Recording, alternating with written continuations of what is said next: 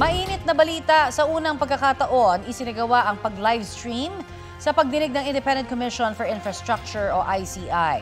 Unang sumalang kaninang umaga si Laguna 4th District Representative Benjamin Agaraw Jr. Ang ibang detalye abangan dito sa Balitang Hali. Isa pang mainit na balita, iniharap sa Sandigan Bayan ang isa pang akusado kaugnay sa 289 million peso road dike project sa Nauhan, Oriental, Mindoro. Siya si Juliet Calvo, ang Maintenance Division Chief ng DPWH Mimaropa na hindi na isabay sa arraignment ng mga kasama niyang akusado sa kasong graft noong Huwebes. May ulat on the spot si Maki Pulido. Maki? Naghain ng not guilty plea si Juliet Calvo. Isa siya sa mga kapwa-akusado ni Zaldico sa kasong paglabag sa Republic Act 3019 o graft, partikular ang Section 3E. Ito'y kaugnay dun sa maanumalya, di umano'y maanumalyang flood control project na nagkakahalaga na 289 million pesos sa Nauhan, Oriental, Mindoro.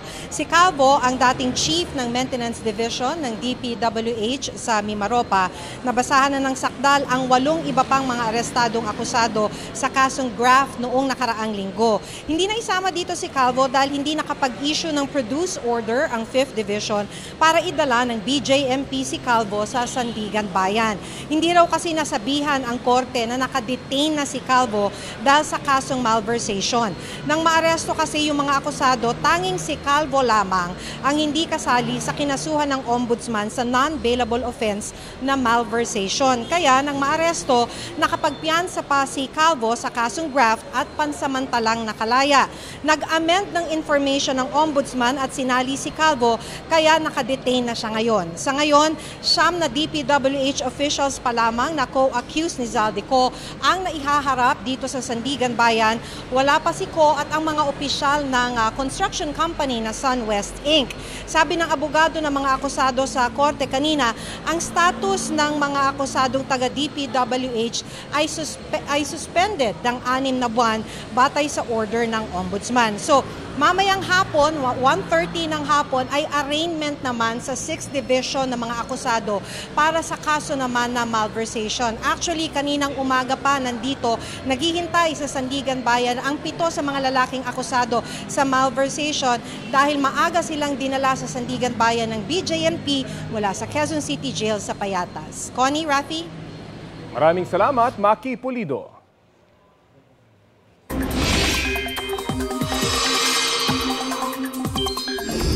Mga kapuso, malakas na ulan at baha ang naranasan sa ilang bahagi ng Sarangani. Sa bayan po ng Tiamba, namblema ang ilang motorista at residente dahil sa mataas na baha. Inabot ng lampas 1 oras bago humupa ang baha. May kasamang mga tipak ng bato at lupa naman ang namerwisyo sa barangay Malbang sa bayan ng Maasim.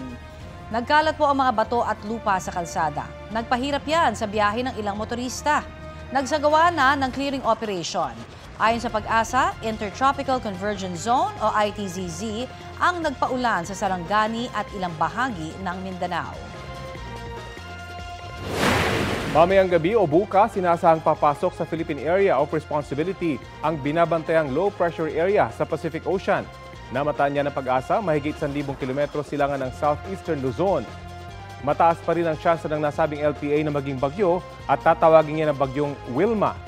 Sa ngayon, Intertropical Convergence Zone o ITCZ ang magpapaulan sa Mindanao, habang hanging amihan naman sa Batanes at Babuyan Islands. Makaaasa sa maayos na panahon ng Metro Manila at iba pang bahagi ng bansa, pero posible pa rin ng mga local thunderstorm. Nakataas ng thunderstorm watch dito sa NCR, Bulacan, Rizal, Laguna at Cavite.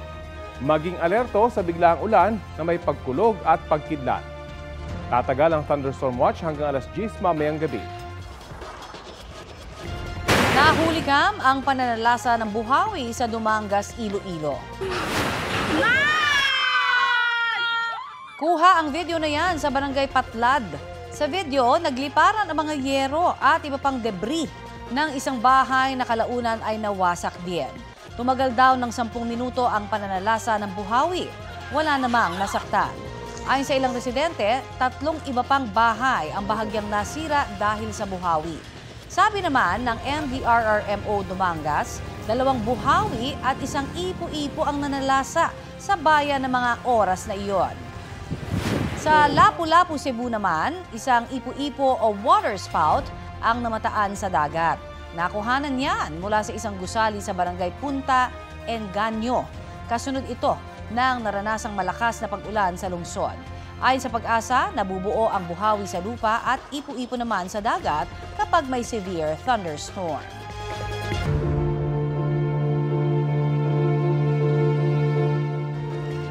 Pinaniniwalaang nasa Portugal si dating Congressman Zaldico ayon kay Interior Secretary John Vic Rimulya. Ang posibleng gamit na passport ni Co, nakuha niya 7 taon na ang nakararaan. Balitang hatid ni Joseph Moro. Tuloy-tuloy ang paghahanap sa 7 pang at-large na inisyuhan na ng arrest warrant ng Sandigan Bayan kasama si dating Ako Bicol Party List Representative Zaldico. Ayon sa Interior Secretary, pinaniniwala ang nasa Portugal si Co. Zaldico is believed to be in Europe, suspected to be in Portugal. He is suspected to have a Portuguese passport acquired so many years ago. Ayun lang ang details. Nakikiusap kami sa lahat ng mga Pilipino sa buong mundo na kung makita nila si Zaldico, kung pwede na lang picturean, padala kagad, i-post kagad sa internet para may idea tayo kung nasaan siya. Sa ngayon, ayon sa Department of Foreign Affairs o DFA, hindi pa kanselado ang pasaporte ni Co dahil wala pang court order para rito. Ang isang taga-DPWH nasa Israel naman daw. Sa mga inilabas na video ni Co, ilang beses din niyang inakusahan si Pangulong Bongbong Marcos na nag-utos umano ng budget insertions. Sabi ngayon ng Malacanang handang humarap ang Pangulo sa Independent Commission for Infrastructure o ICI kung may ebidensya. Is the President willing to appear before the ICI if there will be evidence that will link him to those issues? Ang ICI po ay isang independent commission. Kung ano po ang maibibigay sa kanilang maliwanag na ebidensya, wala naman pong pagtututol ang Pangulo dyan. Hinihingan pa namin ng pahayag ang ICI. Handa raw ang mga kongresista na magpa-livestream at hindi hihingi ng executive session sa ICI. Nauna nang sumula si Presidential Son at House Majority Leader Sandro Marcos na handa siyang tumistigo sa ICI. Hinahabol na rin ng pamahalaan ang assets o ari-arian ng mga sangkot sa anomalya. Sa Biyernes, muling ipapasubasta ang 4 na luxury vehicle na mag-asawang Pacifico at Sara Diskaya na hindi na ibenta nung nakaraang auction. Ibinaba na ang presyo ng mga ito. Ang Rolls-Royce mas mababa na ng halos 10 milyong piso. Kung hindi pa rin daw mabebenta ang mga luxury vehicle ng mga Diskaya, pwede raw itong ipa-direct offer o kaya naman ay sirain na lang. Condemnation or sirain na lang talaga yung mga vehicles. It's really an exercise of discretion on the part of the commissioner. No? In fact, we could have dispensed with the auction and went straight to the condemnation. Considering the state of our country, we are in need more of a budget. Sinimite ng CIDG sa ICI ang mga dagdag na dokumento kaugnay ng iniimbestigahang flood control projects. Binigyan diin naman ni ICI Commissioner Rogelio Singson ang pagpapanagot sa mga sangkot. The demand is still very strong for people who are involved I'd like to see them achieve. Joseph Morong nagbabalita para sa GMA Integrated News. Ito ang GMA Regional TV News. May init na balita sa Luzon, hatid ng GMA Regional TV. Bumigay ang Makilo Bridge sa Tinglayan, Kalinga. Chris, bakit daw nasira yon? Connie, ayon sa MDRRMC, bumigay ang Makilo Bridge sa Barangay Bugnay dahil sa mga nagdaang bagyo at pagulan. Hindi mo na nadaraanan ng mga sasakyan ng nasabing tulay na pangunahing nagdurugtong sa probinsya ng Kalinga at sa Bontoc Mountain Province. Nagtayo muna ng temporary bridge para makatawid ang mga tao. Ang DPWH magtatayo rin daw ng isang temporary bridge para naman sa mga sasakyan. Inaasahang makukumpleto yan ngayong buwan. 5 naman ang arestado sa drug bypass operation sa Baguio City. Kabilang sa mga nahuli ang magkapatid na tukoy umanong drug personalities sa Cordillera. Sa bisa ng search warrant na inisyo ng korte matapos magpositibo sa test buy, sinalakay ng mga otoridad ang bahay nila sa Barangay Aurora Hill. Naabutan doon ang kinakasama ng isa sa mga target at 2 umano'y kasamang gumagamit ng iligal na droga ng isa pang target.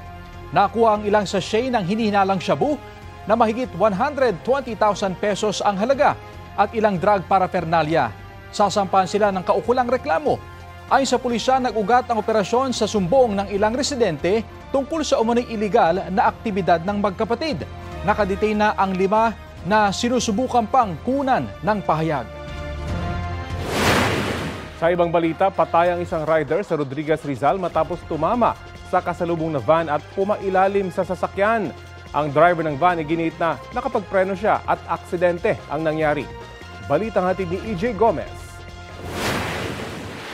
Pumailalim sa L300 van ang motorsiklong yan sa bahagi ng Payatas Road, Barangay San Jose sa Rodriguez, Rizal.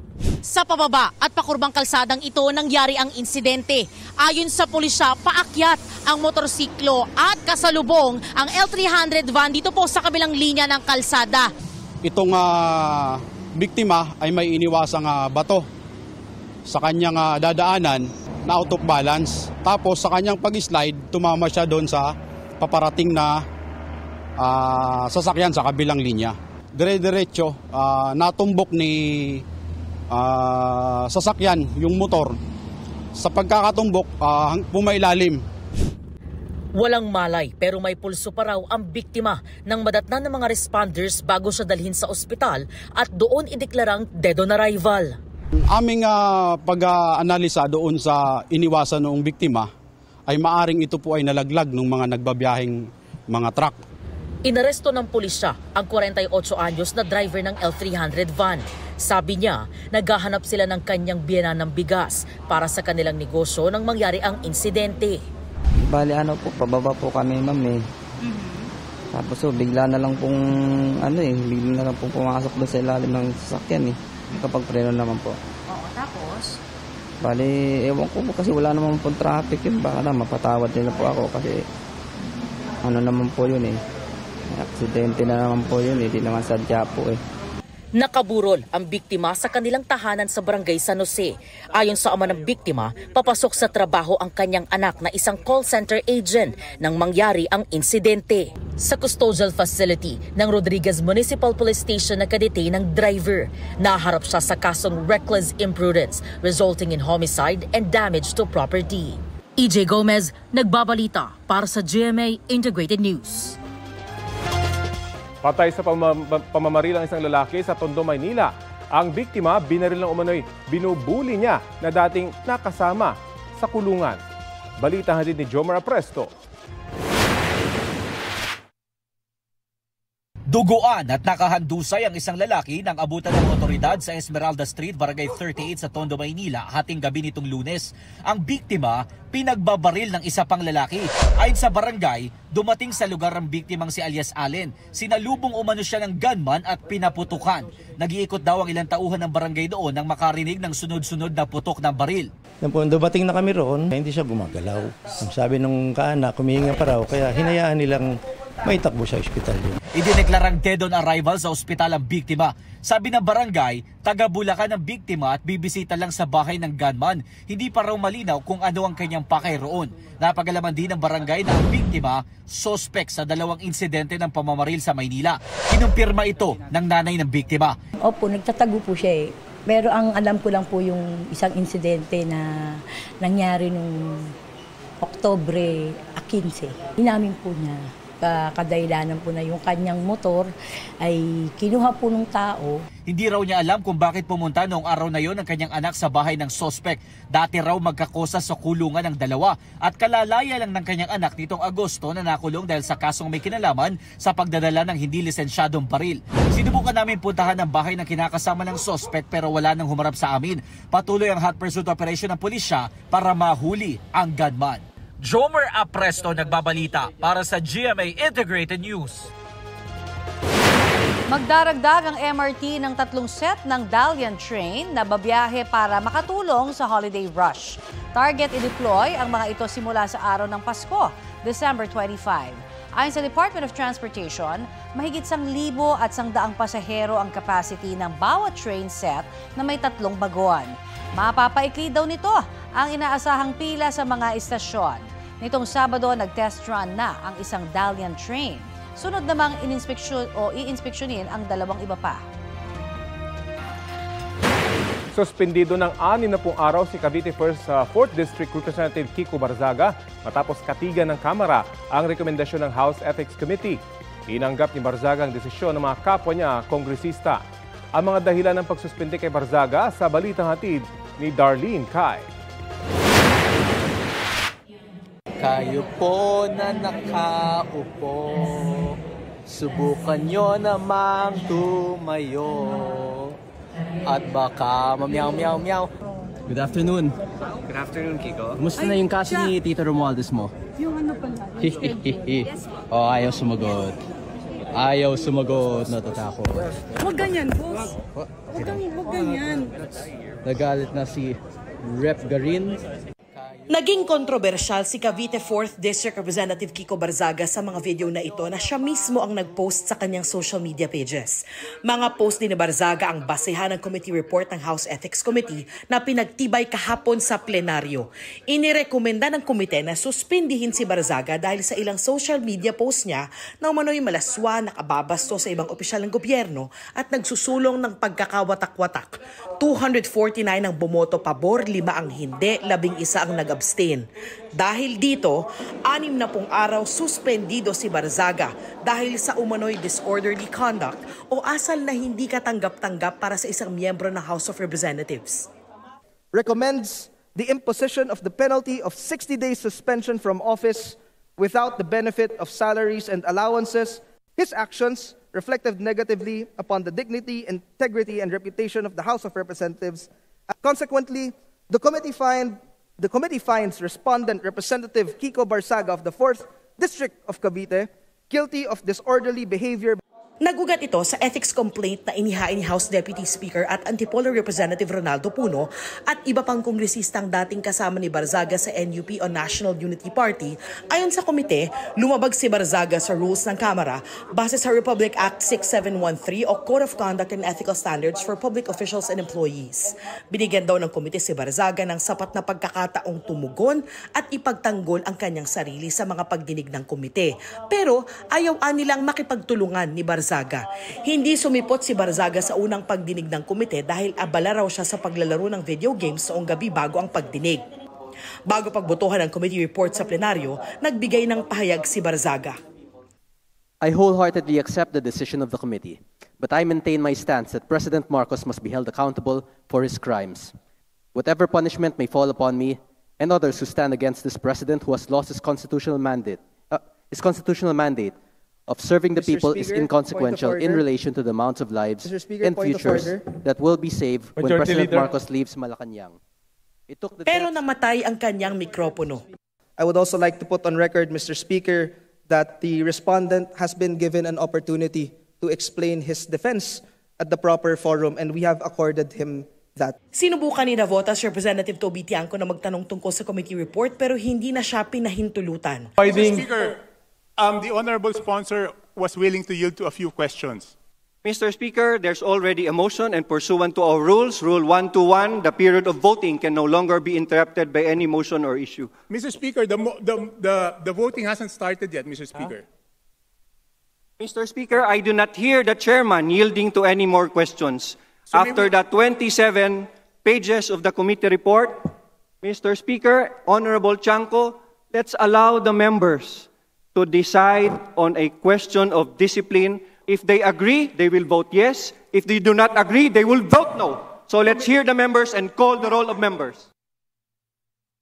Pagkatapos ng botohan, ipinaliwanag ng ilang kongresistang bumoto ng hindi pabor sa committee report ang kanilang boto. Ang boto ko ay no, hindi dahil perpekto si Congressman Barzaga, pero dahil questionable para sa akin na minadali natin itong desisyon, hapon lang natin nakuha ang committee report na ito. Ano po ba ang mas mabigat na kasalanan? Ang magmiyaw o ang magnakaw? Ano ba ang mas mabigat na kasalanan? Ang mag-video at mag-selfie at mag-post ng pagkadismaya sa gobyerno ang isang batang congressman? O ang ginawang sistematikong pagnanakaw sa gobyerno? Hindi po sa pamamagitan ng aksyong ginawa natin kay Representative Barzaga, mababawi ang kredibilidad ng ating institusyon. What we need is to bring the public's trust back in this House, and this representation firmly believe that this move will not help us to move in that direction. Habang suspendido, walang sweldo allowance si Barzaga. Patuloy namin kinukunan ng pahayagang sinuspending kongresista. Bukod sa 60-day suspension, binalaan din si Barzaga na ang pag-ulit sa kaparehong asal ay magreresulta sa mas matinding parusa. Inutusan din siya ng komite na burahin ang mga inireklamong social media posts sa loob ng 24 oras. Tuesday, latest mga mare at pare, parami na ng parami ang nangilabot sa kapuso horror film na KMJS Gabi ng Lagim, the movie. Nagpa-block screening ang isa sa mga bida niya na si star of the new gen Jillian Ward sa Quezon City. Present sa event ang co-Sparkle artists at former PBB Celebrity Collab Edition housemates na sina Josh Ford at Kira Ballinger. Pati sina Althea Ablan at abot kamay na pangarap co-stars ni Jill na sina Eunice Lagusad at John Vic de Guzman. Very thankful naman si Jillian sa kanyang supporters at sa mga sumusuporta sa pelikula. KMJS Gabi ng Lagim, the movie na yan! Speaking of support, nagpa-block screening din ang mga taga GMA Public Affairs sa isang mall sa Quezon City. Maraming manonood ang bumilib sa quality at effects ng pelikula na based on true stories. Mga kapuso, sugod na sa mga sinihan dahil showing pa rin ang KMJS Gabi ng Lagim, the movie.